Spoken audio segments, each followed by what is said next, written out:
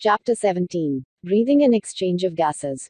Summary. Cells utilize oxygen for metabolism and produce energy along with substances like carbon dioxide, which is harmful. Animals have evolved different mechanisms for the transport of oxygen to the cells and for the removal of carbon dioxide from there.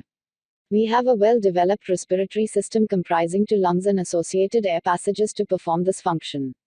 The first step in respiration is breathing, by which atmospheric air is taken in, inspiration, and the alveolar air is released out, expiration.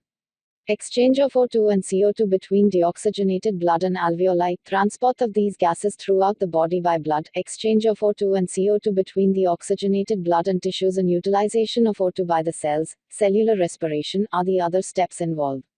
Inspiration and expiration are carried out by creating pressure gradients between the atmosphere and the alveoli with the help of specialized muscles, intercostals and diaphragm.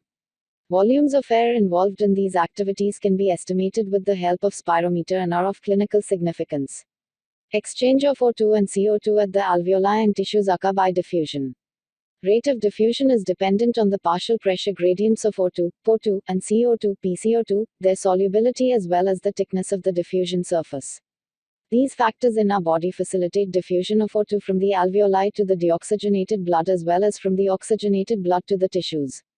The factors are favorable for the diffusion of CO2 in the opposite direction, i.e., from tissues to alveoli.